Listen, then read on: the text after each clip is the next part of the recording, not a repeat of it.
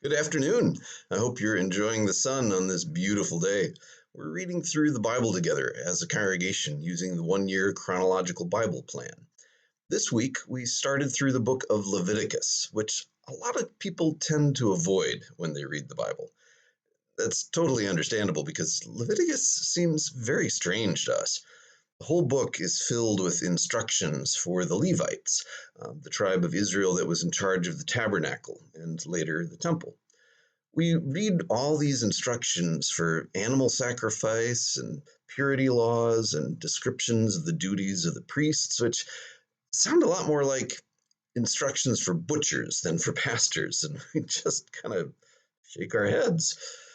But there's some very interesting and important things in Leviticus if we look at how the book is organized as a whole.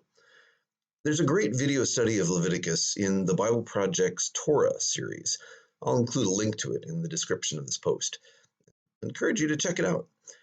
One of the things they point out is that Leviticus neatly bridges the gap between the end of Exodus and the beginning of the book of Numbers.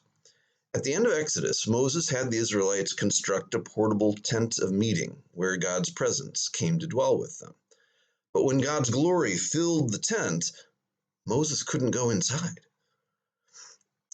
Leviticus answers the question of how an unholy, sinful people can approach God's holy presence. God is holy, which means set apart and unique. He's the creator and author of all life and the source of all goodness and purity and justice. Israel and all of us, on the other hand, are unjust and sinful. So how can we be reconciled to God so that we can live in his presence? There are three main things that the book of Leviticus talks about to help bridge the gap between humanity and God: rituals, priests, and purity laws. Chapters 1 through 7 are all about ritual sacrifices. The people were to bring different offerings for various reasons to the tent of meeting. Some of the sacrifices were to say thank you to God. Other sacrifices were a way of saying, I'm sorry. The blood of the sacrifices were spattered against the altar to atone or cover their sin. The people were forbidden to eat any fat or the blood of an animal, which represented its life. Chapters 8 through 10 are about Aaron and his sons being set apart as priests to represent God to the people and the people before God. In chapter 10, there's a shocking story about Aaron's sons brazenly coming into God's presence in the tent with unauthorized fire and paying the ultimate price. That story is often repeated in the Bible as a warning about the holiness of God's presence. Chapters 11 through 15 have to do with ritual purity. Leviticus makes a big distinction between purity, which has to do with life and being clean, being able to go into God's presence, and impurity, which is associated with being unclean and with death. People were made impure through contact with reproductive fluids, having a skin disease, touching mold or mildew or dead bones, or eating impure animals. However, ritual impurity was not sinful, it was something normal and temporary. When someone became impure by touching things that were associated with mortality and loss of life, they could offer an appropriate sacrifice and be clean again in 2 weeks or just a few days. All of these purity laws distinguished Israel from the surrounding cultures and reminded them that God's holiness affects every part of life. In next week's readings, we'll see how each of these three ways of coming into God's presence, the ritual sacrifices, the ordination of the priests, and the ritual purity laws, are all echoed by other chapters that have to do with the ritual feasts, the qualifications for the priests, and the moral purity laws for the people. Israel was called to live differently than all the other people around them.